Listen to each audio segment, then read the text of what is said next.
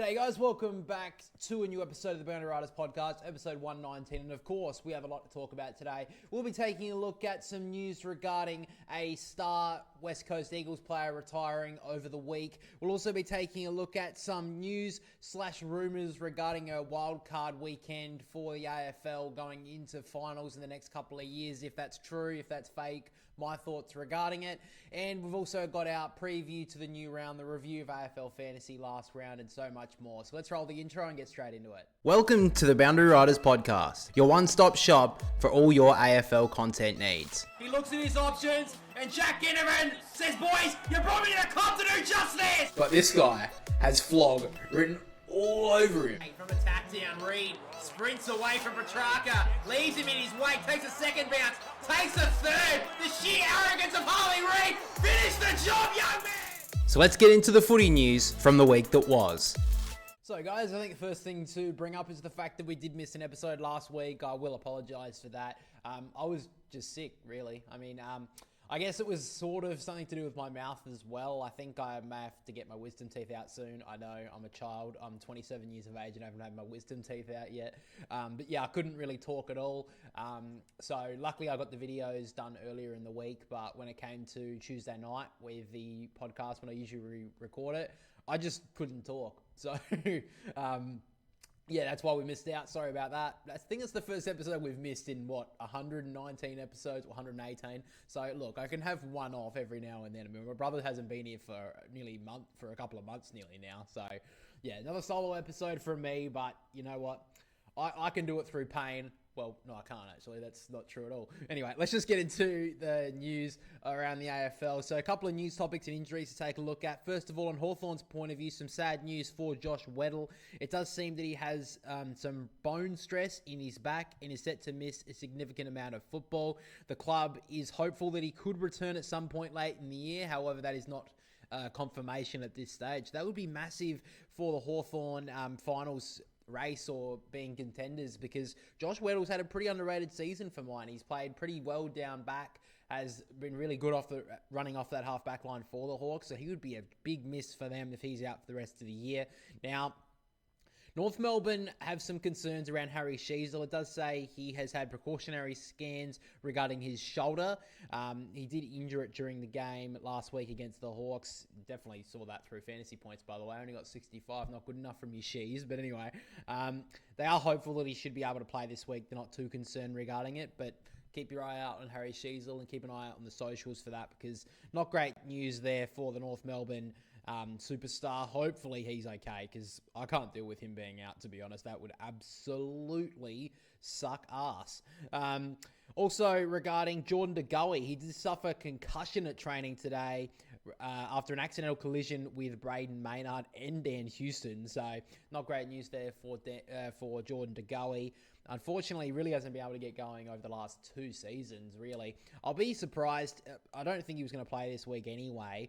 But yeah, that's just going to keep him out and his recovery even longer. I think he should be okay. I think they should just probably make him have a pseudo pre-season before the finals coming, because I think he is important to them. I think he does add something really good up forward if he does play. But right now, they've pretty much almost certainly knocked up top spot. Pretty much top 2. So they should inevitably have 2 home finals at the MCG, the Pies. So I don't think they really need to risk him too much. Obviously, this does hamper his return for the next 12 days or so. But yeah, not great signs there for Jordan De Goey, but I think it's probably safe bet that they just rest him for a bit, make him have an actual full a little pre-season, similar to what they did with Dangerfield a couple of years ago for the Cats, and then let him come back, fit and firing towards the end of the year, maybe into finals as well. Now, some good news on the injury front. First of all is Adam Kingsley has confirmed that Steve Cornelio will return through the VFL this week for the Giants. So that's great signs for them. Hopefully he can get back into some football, because he's struggled really to have some good continuity in his game over the last few months or over the last few years or so as well. So hopefully he can get through. We'll have to wait and see. Now, some good news as well regarding Ron Steele. He will be making his debut for the Pies, actually. Picked up as a mid-season rookie, 23 years of age. Looks like he'll be playing Friday night for the Pies. So that's good news for them. I mean, I didn't really hear a lot about him over the last few weeks, but Collingwood definitely going to be resting some players up, I think, in the next couple of months or so, because, I mean, they've almost locked it up, top spot at this stage. So, Roan, I think it is Roan Steele, very, very modern name, I would say. For how old is he? 23? You feel like that's an 18-year-old's name. Roan Steele. I mean, that is porn star name written all over it. But anyway, hopefully he is a good player for the Pies, mid-season draftee. So well done to him. Gets to live his dreams out on the MCG. And you'd think they'd beat Carlton, wouldn't you? I mean, we'll get into the preview a little bit later. But yeah, he looks all good to go. But some sad news regarding Dom Sheed. Unfortunately, he has retired. Almost near, I wouldn't say, he's been in and around the group for a couple of years after the grand final, but really has not really had continuity in his game much at all. And unfortunately, he has decided to retire. He's given me one of my favourite grand final moments of all time.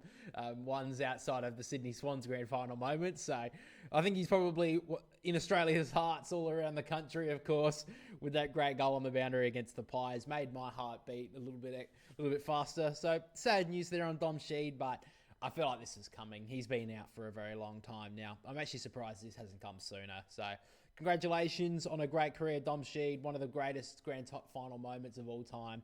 So not the greatest news there that he's had to retire, probably through injury, but nonetheless, still a great career. That I think everyone will appreciate that grand final moment. Maybe not Collingwood fans, though.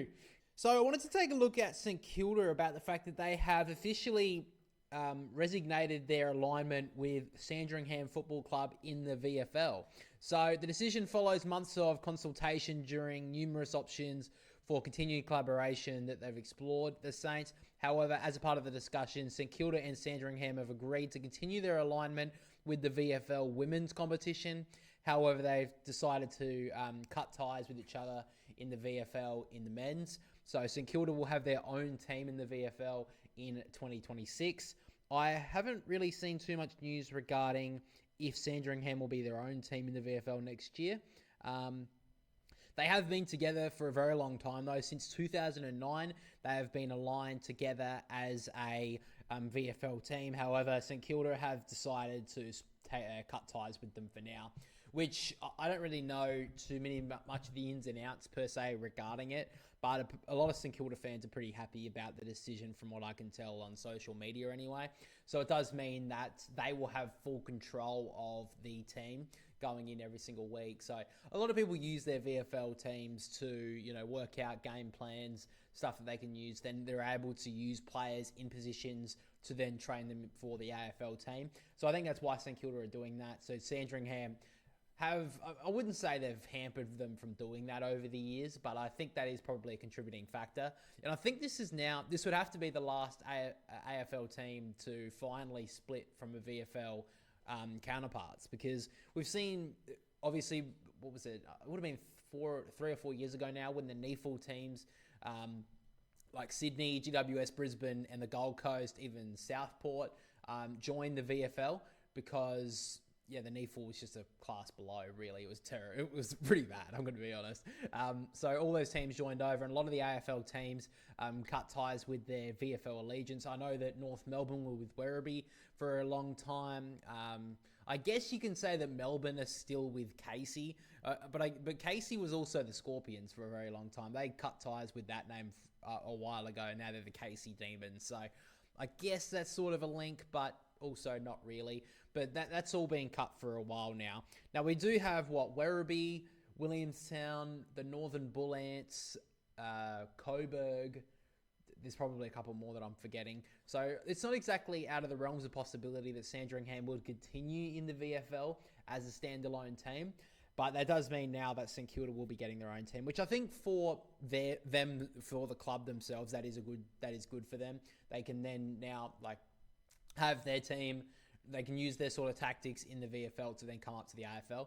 I don't think it's as good as some people are saying. I don't think they're going to be a lot better for it. I think there was one comment in there that is saying, this is great for us. This is going to help us for our next premiership. And it's like, bro, I feel like you got a lot more issues than you being aligned with Sandringham in the VFL. But I think it's overall a good thing for the St Kilda Football Club. But I mean, it is pretty sad for Sandringham. I hope that they can keep going as a VFL team. We've seen that Werribee have been pretty good in the last, 3 or 4 years as a standalone team after they broke ties with North Melbourne. I think that was in 2019, I'm pretty sure. So, they've been very good. They won a premiership last year, Werribee. So, I think it can work. Hopefully they can find a new team. Hopefully they can build a new team, Sandringham, and who knows, maybe they can win a VFL premiership in the future. Now, something that I did have to give credit for to the AFL over the week, this actually came out today, is the umpire contact crackdown. Now, the AFL have actually came out and said they're going to start cracking down on this. Players who are repeat offenders when it comes to careless umpire contact could actually be suspended under a new crackdown announced by the AFL on Tuesday. Now, the reason why I say that I'm giving praise to the AFL here is because they've came out and said it. And I hope this is a precedent that we see in the future, because I'm pretty sick and tired of seeing things like rule changes that have clearly been made over the week from the AFL, or something they're going to start cracking down on. And then we see on Friday night, there's a rule that the AFL are suddenly starting to look at. We saw it was last week with the player on the mark. Players were, throughout the whole year, players have been basically given so much leniency to just take your 5, move back 5 meters. And then all of a sudden last week, the umpires were all of a sudden so stringent on this rule that they were like, if you move off the mark, even to just get your 5 meters back, then you're going to get paid 50. I hate when they do that. And if they're going to make those sort of things, they're going to make those sort of, rule changes or rule tweaks, or they're going to be a lot more vigilant on a certain rule for the week, or because they've been letting it go, they've been too lenient on it. They should be coming out and making a statement to the, wider public to say, hey, we have let this rule slip. We're going to be cracking down on it this weekend because we need to make more focus on it for, a certain reason. Because, I think that's the reason. They should be giving a reason as to why. But I think that's what the AFL should do. So I think this is good that they've came out and, announced this to the public, but also to the clubs. So as of the start of round 17 on Thursday evening, players who were cited for careless conduct for 4 or more times in a 2-year period will likely be referred directly to the tribunal. Umpire contact is normally punished by a low-level fine, as we've seen in the past, but the rule change will give the tribunal the power to enforce a larger penalty and even a ban for repeat offenders at the tribunal's discretion. So at this stage, we have the Gold Coast, Matt Rao, St Kilda's Jack McRae, and Carlton's Adam Chera are among the current players who have been cited 3 or more times for careless umpire contact in the past 2 years. So so it is also worth noting the fact that player records will be wiped clean after 2 years. However, if Matt Rao, McRae, or Chera gets Rowell and McRae have been cited 4 times. So if they get cited again this year, they will go to the tribunal for that stuff. Chera has been done 3 times. So Chera, if he gets one more as well, he has to go to the tribunal as well. So they will be charged. If they get charged again this season, that would be very interesting. Now, I do think that it is probably a good thing that they get checked out by the tribunal. I don't think that necessarily means that they should just be suspended for 3 games or suspended for a game, but I think it does give the tribunal more chance, more time to look at a certain player and see what they've been doing. Because I think a lot of players now, the reason why there's a lot of careless contact is because a lot of really good midfielders, they use that space that the umpire has, when the umpire says, he's going to direct back, he's going to run straight backwards. A lot of good players try to direct their opponents behind the umpire, or they even use the umpire as like a shield. So I think it is a good idea that that this is, more influenced, more looked at, because players are using this umpire as almost as like a decoy. So I think it's good that the AFL are looking into this, and then they can refer it to the tribunal, especially if they are a repeat offender. I didn't know that Matt Rowell and Jack McRae have done it 4 times in the last 2 years. So I do think it does need to be cracked down a little bit more. And I do have to praise the AFL for this, because they continue to leave a lot of supporters and clubs in the dark on these sort of issues. So I hope this is a precedent that they go to in the future. Not exactly going to hold my breath on that though, but it is a good sign going forward. But now let's move to some chat over the week regarding an AFL wildcard round or wildcard final spot. So the way it would work, obviously, is that I would assume it would be in the finals bye between finals round 1 and the end of round 24. The teams from 7th and 8th would play 9th and 10th. And the winners of those games would get into finals. So 7th would go up against 10th and 8th would go up against 9th. Now, I wanted to quickly take a look at the ladder currently. So at this stage, there would be a pretty big race for 10th spot at the moment. Because we've seen it for at least the last 6 weeks or so. Basically, every team from 9 up have been finals contenders. Everyone from 10 below have basically been eliminated for at least over a month now. Now, at this stage, there'd be a lot of teams vying for 10th spot. Currently, Port Adelaide are in 10th. Carlton are 1 win behind them in 11th with a better percentage. Sydney are in 12th with a worse percentage than Carlton, but actually better than Port Adelaide. And then Essendon would sitting in 13th spot, probably be a little bit too far away. But overall, that would be the teams vying for spots at this moment. Melbourne would be close around it, maybe St Kilda. But it does open up the idea that teams wouldn't just give up on their season, that they are a chance that they could jump back into finals contention. Because right now, really, there's only 9 teams that can play finals. Maybe Port Adelaide can make a run. Maybe Sydney could as well. But overall, I don't think that's the case. Looking at teams in 9th, so currently what it would be if finals weekend, if wildcard weekend was next weekend, the ladder sat as it would be the Dogs up against Port Adelaide and the Gold Coast up against the Giants. So overall, if it sat like it did now, I think it wouldn't be the worst thing in the world. Port Adelaide probably don't deserve a spot in finals. However, if the Giants knocked off the Gold Coast, I wouldn't think it's the worst thing in the world. However, I think looking at a wildcard round, and if Carlton were able to jump one spot up now, Port Adelaide lose next week, Carlton win, jump into that 10th spot, they have no right to be making finals, Carlton, because the only teams that they've beaten so far this year are teams that are, they've beaten North Melbourne, they didn't even beat Richmond, did they? They beat West Coast a couple of times, and they've beaten up a couple of lower teams. They did beat the Cats, but overall, haven't had a lot of big wins so far this year, Carlton.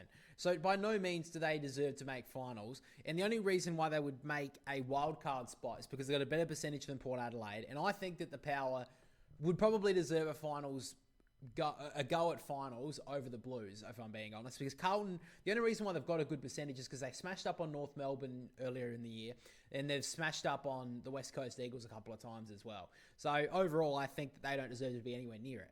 But because of their percentage, and they've been able to do things in the last couple of weeks, over this year, been able to get some decent wins here and there, they would actually be able to make a wild card spot. Now, I wanted to play a couple of clips regarding some AFL shows over the last day or so. Some that are a little bit more positive on a wildcard round, and then one that's hugely negative on it. So first of all, this is from On the Couch last night. When there's 7 rounds to go, in terms of the season, the excitement and what might build into the back half of the season. Well, shouldn't there be the wildcard round? Didn't we think it was coming in this year? Yeah, well, through 12 months ago, the AFL were flying that kite with the clubs, and there were a lot of people in football that thought that it was going to happen.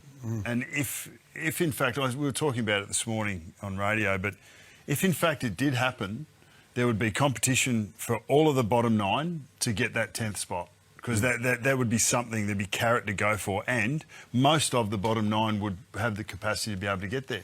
So there'd be competition for 10th versus 11th, there'd be competition for 6th and 7th, so you're either in a playing game, 7th v 10th, 8th v 9th, and then obviously up in the top 4 and beyond. But if that was there, would we be disappointed right now? I don't think so. So a lot of the reasoning that they have regarding the possibility or the positive side of a wildcard round or a wildcard weekend would be the fact that at the moment this season, looking at it, the season's almost done and we're at round 17. So there's still a lot of footy to go, even though the season is basically up and it's gone, because only team really now who can make finals other than the top 8 are the Giants. Let's be real. Yes, Port could make it, and Sydney, some people could say they could make a run, but I think they're well and truly gone now. The Swans are 3 wins away from the 8. Port Adelaide are 2 wins plus percentage, so both of them, you could almost rule them out.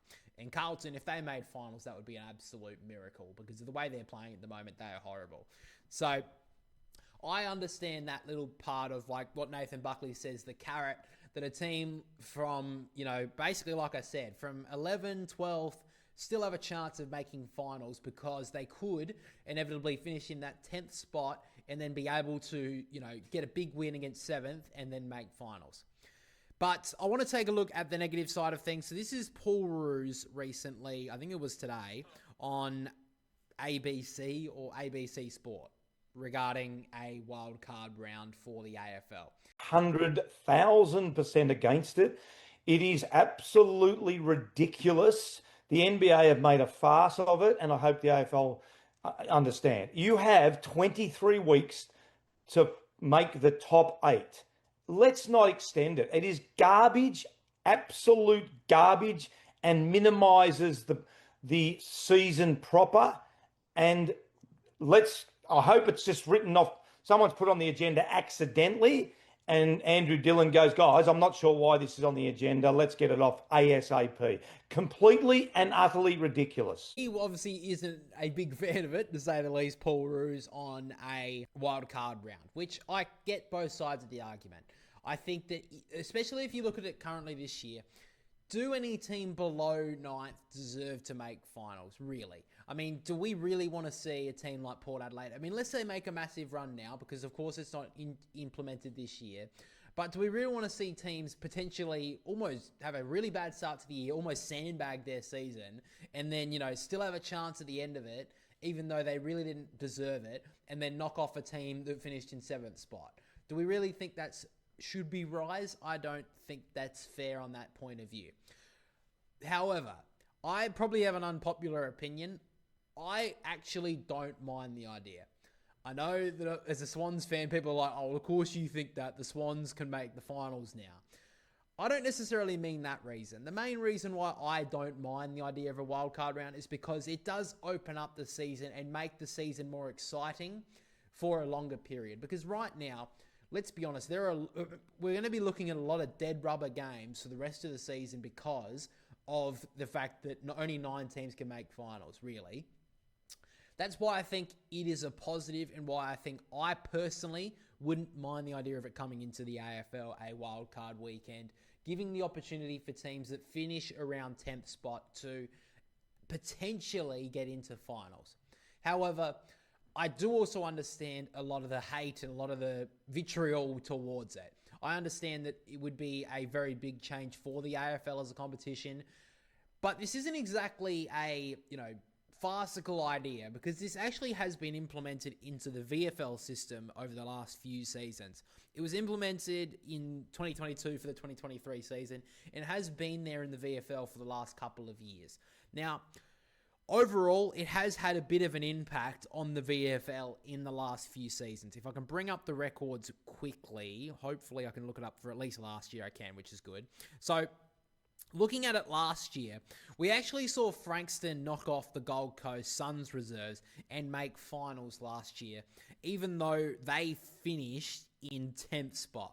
So, but on the VFL's point of view, on the ladder, they only missed out on finals by 1 win. They were 20% off of the Suns, but they were only 1 win off of the Gold Coast, making finals. And the thing was as well, the Gold Coast actually got a draw. I think it's 2 draws. Yeah, they got 2 draws throughout that season, which is so both teams got the same amount of wins.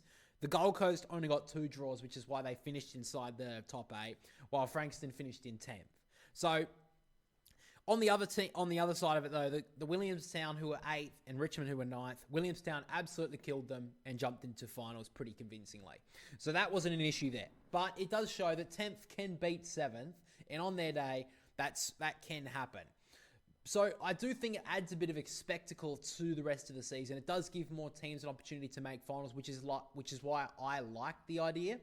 But I do understand that it does take away a lot of the prestige of making the top 8, because a team that could inevitably finish 10th could just beat 7th and jump into finals, which, do they really deserve it, even though they just won 1 game?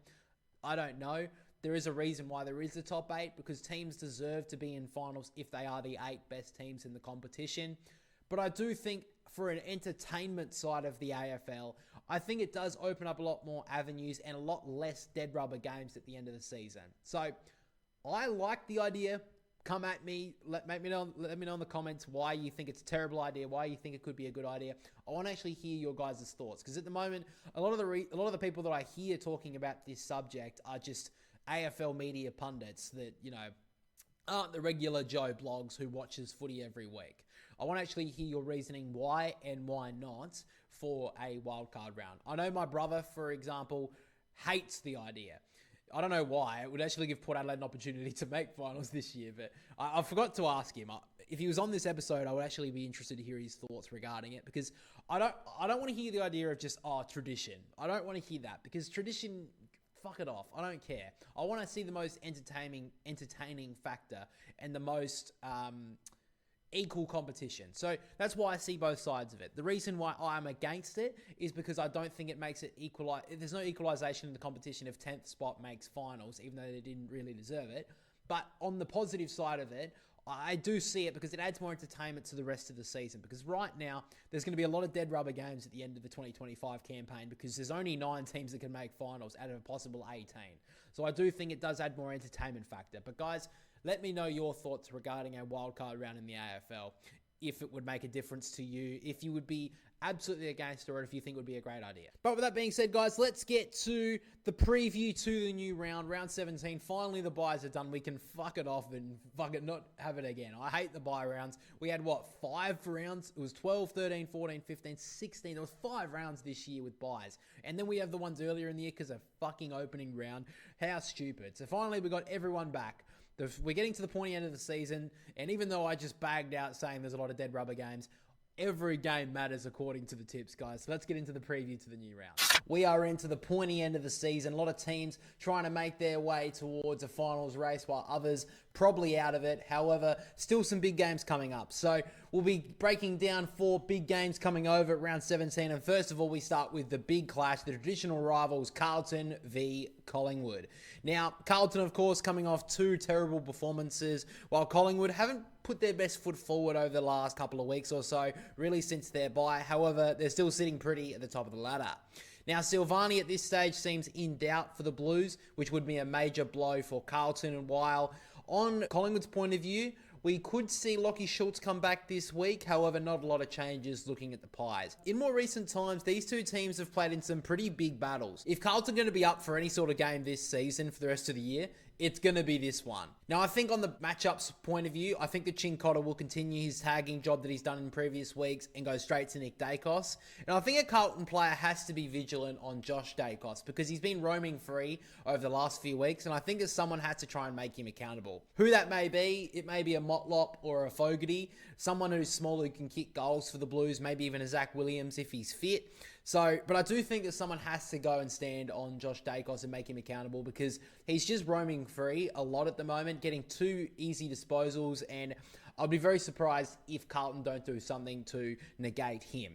Now, on the Blues' point of view, I think if they are any sort of chance, Charlie Curnow most likely has to kick a bag. And I personally really can't see that. I'm going to be tipping Collingwood. I think it's going to be a closer game than most people would expect. I do think that Carlton will finally respond this week. I thought it would have been against Port Adelaide. However, that didn't really eventuate at all. So I do think Carlton will respond, but end of the day, I really can't see Collingwood getting beaten here. I think that they probably will get beaten once or twice towards the end of the year as they drop off and rest some players, but I don't really think Collingwood are going to rest players against the Blues. So I think that the Pies will get this one done. Now, my brother has also said that the Blues are playing too slow at the moment. The Collingwood's mids will just be a class above the Carlton midfielders, and on Carlton's forward line, they're just not good enough to kick a winning score against the Pies' defence. Definitely agree with that. He's obviously tipping Collingwood as well. The next game I want to take a look at is a bit of an interesting contest between the Bombers and the Gold Coast Saturday afternoon. Now, the Bombers are coming off the bye, while the Gold Coast finally got back on the winners list last week after a good performance against the Demons, despite letting them back in the game in the last quarter. Now, both teams are not really coming into this game with great form. Essendon have lost their last 4 games, while the Suns lost their last few encounters before their win against the D's. The fact that this game is at Marvel Stadium makes me believe this game is up for grabs. I think it's safe to say that Essendon, if there are any chance of winning this game, Zach Merritt just has to have a blinder and has to play through the middle of the ground. I don't want to see him having less than 15 CBAs throughout this game. He needs to be in there every single contest that he can make it there, and he needs to play a blinder if the Bombers are going to be able to win this one. No more of just playing the kids through the middle of the ground. That's done. No more of that. I'm done with that. Zach Barrett needs to be in the middle of that ground and winning stoppage for the Dons, or they're going to get smashed once again. So I think they've done with that sort of play, has to play a role here. No more wing, no more halfback. This guy's a midfielder. He needs to lead from the front, be in the middle of the ground. Now, we'll be tipping the Gold Coast for a couple of reasons as well, because they did beat the Saints a few months ago at Marvel Stadium, so they don't really have that hoodoo that they somewhat had earlier in the season when they did lose a couple of games at Marvel Stadium. We obviously know that Damien Hardwick doesn't like playing there. I think Damien Hardwick will be pretty disappointed with their last few games, especially last week when they let Melbourne come back into it. They really had no right to be anywhere near that game, the Demons, and the fact that they almost got overrun, I think he's going to be looking for a response from his team. They did have Noah Anderson have a good game over the last few weeks. Matt Rowell was brilliant as well, just re-signed with the club. But they need some more players to come through. That undercarriage of the team, they need to start getting them to play more consistently if they're going to be making finals this year and make a meaningful impact on the finals race. But I am still sipping the Suns. I don't really trust the Dons coming off the bye. Now, my brother has gone and said that Essendon have too many injuries to key players at the moment. He does make the point that Zach Merritt needs to play through the middle of the ground if they are any chance of winning the ball out of the midfield against the Gold Coast mids. He also does bring up the fact as well that Jared Witts should have a field day against either Vizentini or Todd Goldstein. He really can't see this getting done. He thinks the Gold Coast win this one pretty comfortably in the end. After that, though, we get to Saturday night. Brisbane up against Port Adelaide. Now, the Lions are coming off their bye, but previously they did beat the Cats down at the Cattery, which was a milestone win for them. They hadn't won down there before that game, I think, since 2003. So they are coming off a good victory, while the Power are coming off some pretty good form as of late. Now, they did lose to the Swans 2 weeks prior, but before that, they've probably been one of the more formed teams in the competition, which is a bit surprising. Now, I think the two young key forwards are what's going to decide this game, in my opinion. That being Mitch Georgiades for Port Adelaide and Logan Morris for the Lions. These guys are having unbelievable years for both their respective sides, and arguably the most exciting players in the competition. Now, I know a lot of people have been talking about Sam Darcy, and he is being great. No question about it. But I think the Logan Morris and Mitch Georgiades need to be talked about a lot more, because these guys are exciting. They're good in the air, they're good on the ground, and they are really almost carrying both their respective forward lines at stages. Now, I think that Harris Andrews will likely take the matchup on Georgiades. However, we have seen Ryan Lester go to players like this in the past. Most recently, we saw Ryan Lester play against Jezza Cameron and kept him relatively quiet for the majority of the game. I think Cameron kicked 4 goals, but a few of them were in the final term. Now, on Port Adelaide's point of view, I think that Radikalia will probably get the job on Logan Morris. Radikalia has been in pretty good form as of late, and I think that he's the one to shut him down. Aaliyah is much better of a player when he's coming off his opponent, when he's just drifting off his opponent and being able to intercept mark. So I think that if they are in a little bit of danger with Radikalia on Logan Morris, that he could play as a 2-man role on him, drift off on a potential target that he has. But obviously Brisbane, it's a little bit hard to do that because they have so many great targets up there. You got Cameron, Lohman, Rayner, Bailey, Archie, and the likes, even Eric Hipwood. So Aaliyah's not going to be able to do that easily. And I also think if Port Adelaide are going to win this one, they have to send someone to Dane Zorko. I feel like a lot of teams are disrespecting the impact he has had this year on the Lions coming off a halfback. And I think the player to do that role for the Power is actually Joe Richards. I don't think this guy's received the praise that he deserves over the year.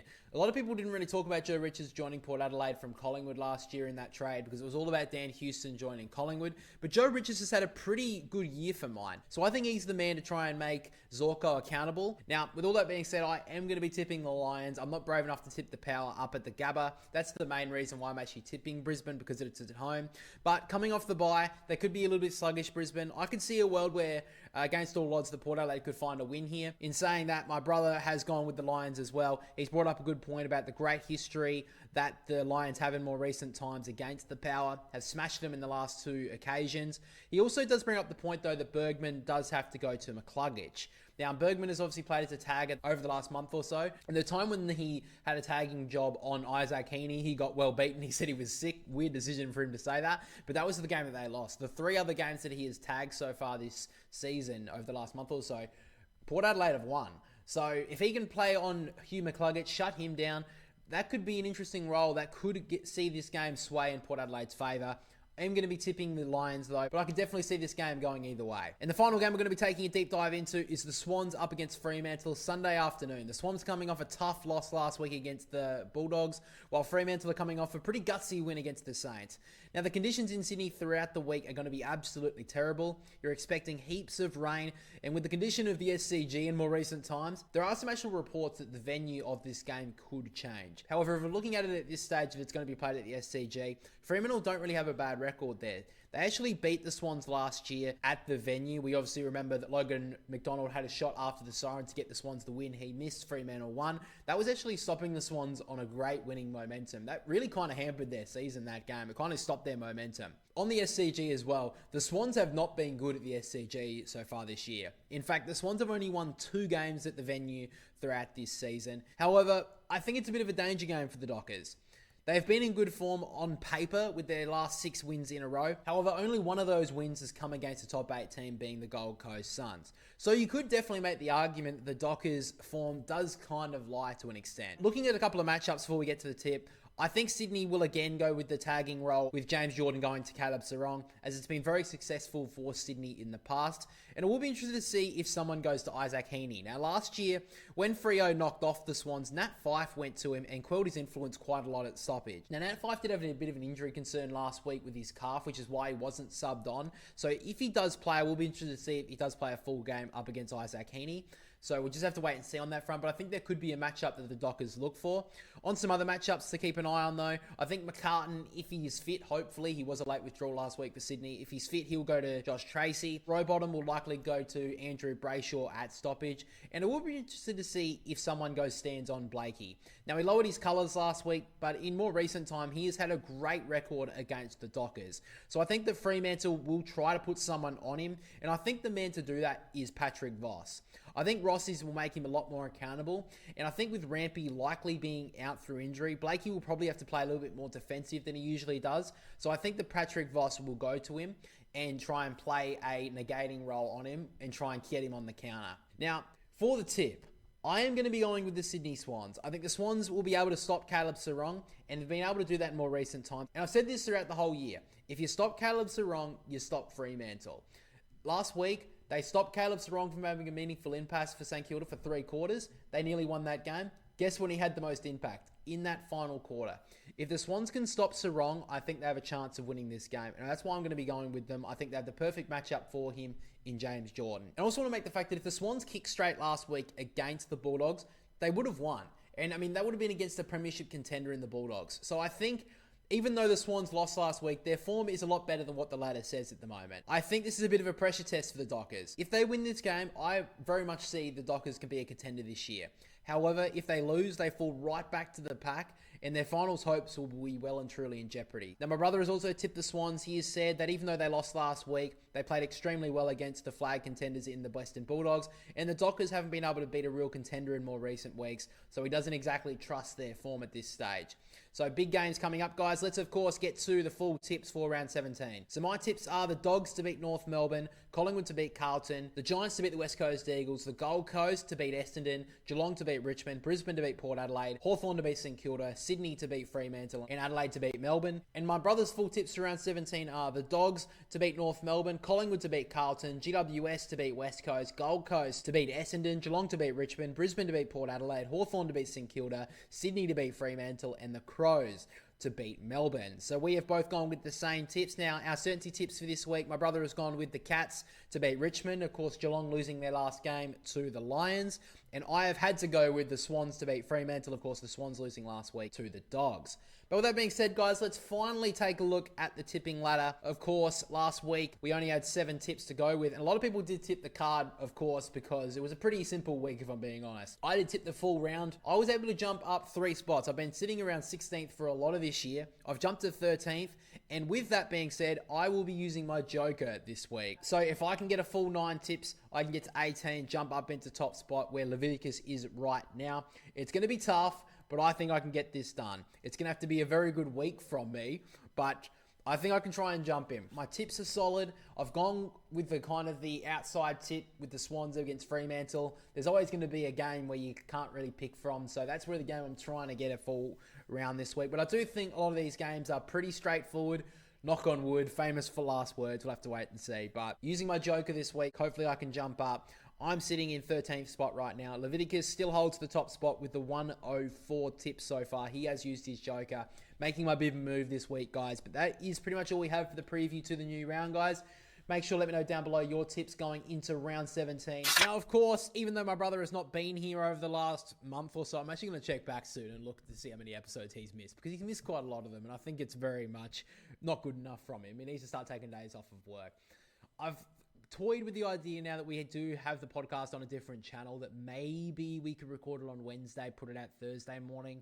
I do like the idea of it coming out on Wednesday, though, but we'll just have to wait and see. Maybe we'll move that. Maybe next year would be a good idea to move it that day, but then again, his days of work swap and change. But he still has been able to provide us with his betting segment for the week. So let's get into Bro's bets for round 17. Let's get into round 17 of the AFL. As always, we'll start with our same game multi for Thursday night. North Melbourne face the Dogs under the lid. First leg is Marcus Bontempelli for 20 plus disposals. Second leg is Matthew Kennedy for 20 plus disposals. Third leg is Colby McKerch for 25 plus disposals. Fourth leg is Nick Larkey for 2 plus goals. And the final leg is Sam Darcy for 2 plus goals, valued at 370. My certainty bet this week is Jai Caldwell for 25 plus disposals against the Suns, valued at $1.60. And my outside the boundary bet this week for round 17 is Jeremy Cameron for 20 plus disposals, valued at $4.20. And as always, guys, gamble responsibly. And now, of course, we get to our AFL Fantasy review for the new round.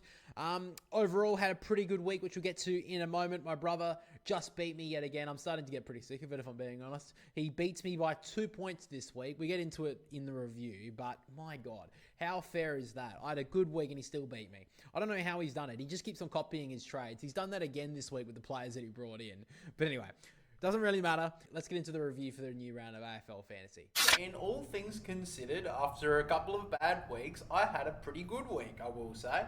1,813 for me, ranked 7,777. How perfect is that? Now let's take a look at some of the great players over the week. And of course, the man, the myth, the legend, McCarthy. What a performance from him. Another 25 plus disposal game from him. Second game for the Eagles, 95 points. Absolutely love it. If West Coast drop him, I will be absolutely ropeable with the West Coast Eagles, and I think every single West Coast supporter should be ripping up the membership, because this guy's the future of a club, even though I think he's like 22 years of age. But anyway, Colby McKercher, great game from him as well. I brought him in over the last 3 weeks, and he has been a godsend down in defence. 103 from him, you love to see it. Jordan Dawson was pretty good with the 105. Nick Dacos as the vice captain, 137. Double that, 274. Absolutely brilliant. Connor Rosie with the 120. Rowan Marshall, 119. Luke Jackson, another good trade from me, 107. And then looking at a couple of lesser lights, in my opinion, Matt Roberts, he'll be a rage trade. We'll get to in a moment. 45 points from him. Harry She's only got 65. Granted, they didn't have a very good performance, North Melbourne, but still not really that good to see. Adam Cherrick got 59 in a really terrible performance for the Blues. Max Gawn didn't have a great game against the Gold Coast, only got 89. Matt Kennedy in his first game for the team got 86. Would have liked a little bit more from him. Chad Warner hasn't really done a lot since I brought him into the team. He is a forward line player for me. He got 89. Would have liked a little bit more. Isaac Rankin as well, 82. Would have liked a little bit more. But look, all things considered, really didn't have a lot of bad players. I mean, Wilson I did bring in because he was debutant for the Blues. He only got 25, but look, he's debutant. What am I expecting, really? So overall, though, I think it was a very good week for me. I mean, inside the top 10,000 in the rank for the week. I haven't had that in a while, so I'm going to take that, definitely. Now, my brother this week scored just more than me. He scored 1,815, so he scored 2 more points better than me. And a lot of people must have scored pretty similar to me, because he got, nearly 200 rank. He was 200 rank in front of me. Now, looking at his team, he had a very good defence. I'll give him that. He had Wanganeen Miller with the 109. Jordan Clark, what a great player he's been for my brother. He got 122. Rory Laird, 105.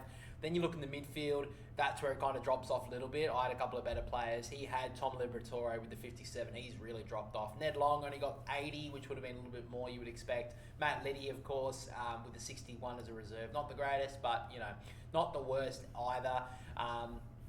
And then Tristan Cherry, 93. He's been off the last couple of weeks, but he has done one thing that I've got to give him a lot of credit for, is holding Neil Erasmus. He got 88 over the week, which was really good for Fremantle. I don't think anyone would have doubted him on trading Neil Erasmus a couple of weeks ago when he got a 30. I think it was and got subbed out. However, he held on to him, and he's done well the last few weeks. So definitely like that move from my brother. And Jason Horne-Francis, that's his rage trade, like my Matt Roberts trade. So that's kind of his team. I think overall, a couple of poor performances, but his defence is pretty much set for the rest of the year. So I think overall, he's probably made the right choice there. But let's get to the trades. So my trades at the moment are going to be Boxall out for Rouston, and I've got rid of Matt Roberts for Tom Green. Rouston I've brought in because he's playing a little bit more of a midfield role for the Giants in the last couple of weeks, and I think most people are going to bring him in now after his bye. Priced at $3.27, but his break even is really, really low, so I think that's a good option. He was actually just a little bit smaller on price than Boxall, so I thought that was a good decision to make there. Get a little tiny bit of cash, which I did need for the Matt Roberts trade to Tom Green. Now, I did have Connor Rosie in the midfield. I've been able to swap him into defence, of course, with his DPP, and then Tom Green I've brought in. The reason why I brought him in is because he's sub-million in price, and he's got the West Coast Eagles this week. I think he can have a really good performance there, and I think other than that, he's had a pretty underrated year for mine. Not really a very popular player, but he's very consistent, and that's what I really like about Tom Green. I think he's going to have a big game against the West Coast Eagles in his first game for my team. Matt Roberts has kind of dropped off, in my opinion, for Sydney, so I think it's about time to get rid of him. I think he's probably I don't know if it's an injury, because he did have an injury a couple of weeks ago, but I also think that a couple of players coming in the last few weeks for the Swans are kind of taking away his kick mark game. So I think it's a good time to get rid of him.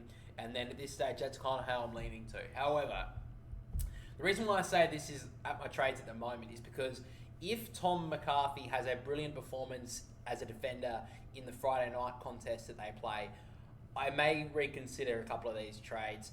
I don't know how I'm going to be able to do it. I am going to get a little bit more adventurous here because the Giants obviously play the West Coast Eagles. If Tom McCarthy, I may change that around and potentially put him into my midfield as a player, and then get rid of Angus Sheldrick for someone, because I like how Tom McCarthy's playing at the moment. He's getting a lot of disposals in the back half, and he's such a good user, which is something that I don't think West Coast really have much at all in that defensive half. So I think they're going to use him quite a lot more, and could potentially be a player to look towards the end of the year, because he just continues to score, I think, and it looks like he's scoring more than Angus Sheldrick at this stage. So he's one that I'm looking to get rid of for my midfield. And because Tom McCarthy is a defensive mid, I think that's maybe a trade I'll go for this week. However, I may wait in the next couple of weeks and then move McCarthy somewhere else. We just have to wait and see. However, my brother trade as well, he has gone with Camperali out for Harry Ralston, and he's gone with the rage trade of Horne-Francis for Brian Myers. Now, we talked about this a couple of weeks ago, my brother's trades, that he did get rid of Brian Myers because of the week of the bye for the Cats. He's brought him straight back in for Jason Horne-Francis. The last few weeks really hasn't done well at all. He was definitely hampered by injury against the Swans 2 weeks ago, and then he was subbed out early as a precaution for Power this week when they were flogging the Blues. So it does seem he's playing through injury. It does seem. Only got 37 on the weekend, so I think that's a good trade for him to get Brian Myers back into the side.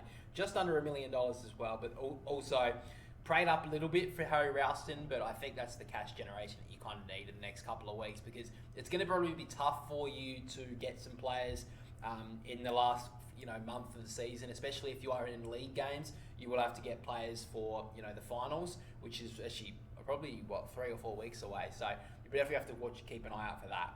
But finally, of course, let's take a look at the AFL Fantasy League. And it does seem that the Delusional Fools is on top still. Matt Martin had a pretty good week from him, got 1875. Looking down at the list, we have the Cheetah Cup still in second. Len Never Pretends. Lenny Johnston has jumped into third spot after a brilliant week from him. He got 1,949 in a bye week. Absolutely love to see that. I don't think I've seen him much in the top 10 at all, but he has definitely done well to jump into third spot after a very good week from him. Now, he's not on the ladder that you'll see here, but my boy, the Pub Feed with Sauce, has dropped all the way down to 23rd, I think it was, or 21st. Has absolutely dropped off the pace. Needs to come back after the buys because he's definitely dropped off a little bit. He was number one for a very long time in this league, but has dropped outside the top 20 now. So he's going to have a couple of good weeks to get back inside, at least into the top 10. But yeah, he's going to find it tough. But looking where me and my brother are, my brother is placed at 40th in the league. I think that's nearly halfway. I think there's 89 in the league, so he's just over halfway. He is, 37 points in front of me, and he's 3 spots in front of me. Because of that, I am on his tail. I'm trying to catch up. Damasters is in 41st spot. Freo Crunkers, is that the name? That's a good name. I like that. He is in 42nd spot. The Free Agents is in 44th, and Cousins Barbie is in 45th. Like a couple of names there, but you can see there the difference between 40th and 44th is not even 60 points. So a little bit of a logjam around the 40 part, but I want to try and finish in the top 30 this year. I don't know if it's going to be tough to do from here, but I think I'm going to make a bit of a charge, but it's going to be a bit tough. So that's pretty much all we have for the AFL Fantasy Review for this week, guys. And of course, guys, we can't forget the Flog of the Week segment, the last segment of the podcast, the fan favourite segment, I think, as well. And this week, I think it's pretty obvious as to who deserves it, and this is why the ground staff of the SCG are the Flog of the Week for the nomination. Episode 119. What the fuck have they done to the ground?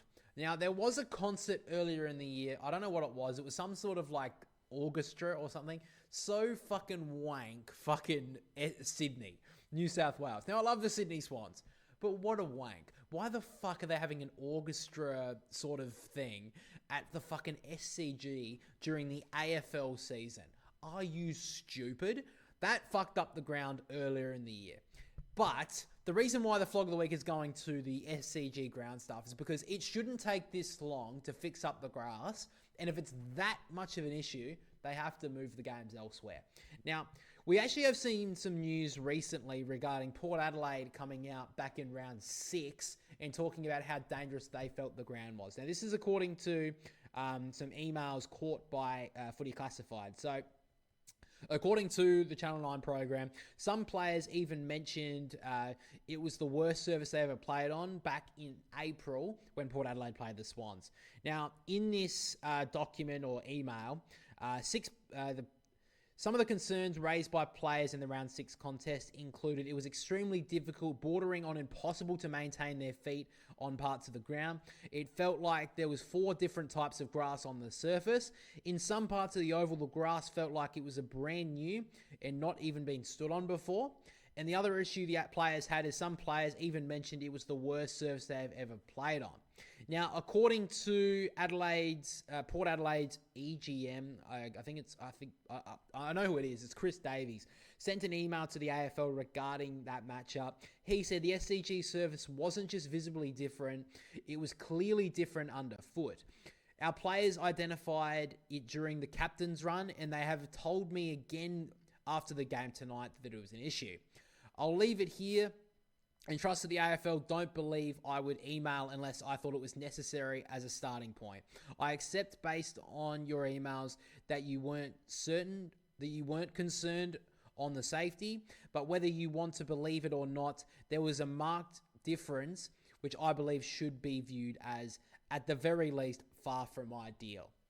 The oval towards the Noble and Bradman stands was clearly being relayed, and our players have suggested in its pretty ordinary condition to what they've been used to nowadays.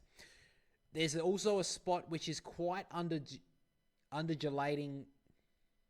Undulating? Is that a word? Fucking hell. If that's a word, I am sorry. So, which is quite undulating around the outside of the square on the members' side of the ground.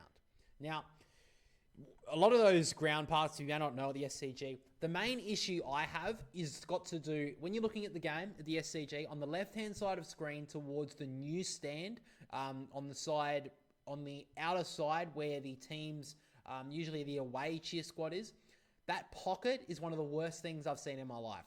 The amount of players that are slipping over in that side of the ground is absolutely dreadful. Pretty much all of that defense, all of that left side 50 is like a skating rink. There were so many players on Friday night again in the Bulldogs game, the Bulldogs v Sydney game, that were just slipping, couldn't keep their feet. A lot of you could see in replays that players were slipping over, that they couldn't keep their feet. There was almost a couple of rolled ankles because of the issues, and it is not at AFL standard.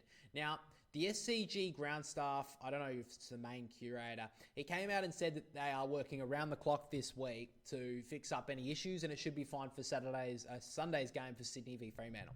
Hey, why are you now doing it? It has been an issue for weeks. The Swans didn't even play there for a 3-week period because they were playing in other grounds. They were playing in Adelaide. They played somewhere else. Can't remember where else they played. But they played in other venues around the country. And so there was no AFL on the ground, and yet they still didn't have time to fix up the issues with the SCG grass. There's definitely an issue there. I said it when I was watching the game back in round 6. And according to the weather report, it's going to be torrential rain for a lot of the week in New South Wales around Sydney. So the ground's going to be even worse for that Sunday game, which is also predicted to be rain on Sunday. So fuck knows how the ground's going to be on Sunday's game against Fremantle. I don't know if exactly favours any team. I guess it's the one who has the most players still alive at the end of the contest that still have their ankles in shape, because it's a farce, the fact that the AFL have not either said, no, you can't play on this ground, especially after Friday night's performance on the ground. They should have either condemned it and said, no, you need to fix this up, or you're not playing on it, or they need to come out and say that, no, it's fine, you can play on it. Because I don't see what they can do in a week. Because surely there's nothing they can do within a week that they couldn't have done for the last 2 months. Absolutely ridiculous. So the Flog of the Week nomination this week is going to the SCG ground staff. AFL a little bit as well. They should fucking have known how bad it was. I think they're supposed to inspect it on the captain's run or the game the night before or the day of the games. I think they're supposed to talk about it. But yeah, it's just absolutely ridiculous that any AFL game was played there on Friday night. It was atrocious. It was dangerous. And I don't know why we have to tiptoe around it. It was dangerous for the players, and it's very lucky we didn't see any major injuries. We did see, was it Dane Rampy, I think, for Sydney, did have some calf tightness or something, but I don't really think that's to do with the grass. But we're very lucky we didn't see any broken ankles or anything, because it was dangerous out there. But anyway, that's pretty much all we've got for this episode of the podcast, guys. Really appreciate you guys joining us for it. We're back. I'm not sick anymore. Hopefully my brother can join me for an episode in the future. We may tinker with what day we do it, but at this stage, we're sticking with the plan of Tuesday night recording, Wednesday morning release. So if you guys do enjoy the episodes of the podcast, make sure to let me know down below. Leave us a like and subscribe over on YouTube on the More BR channel. And if you are enjoying it over on Spotify, make sure to leave us 5 stars and make sure to follow so you're notified on the podcast and the review that we drop on Spotify as well every single week. But again, guys, thank you for listening. Thank you for watching. We'll catch you all next week.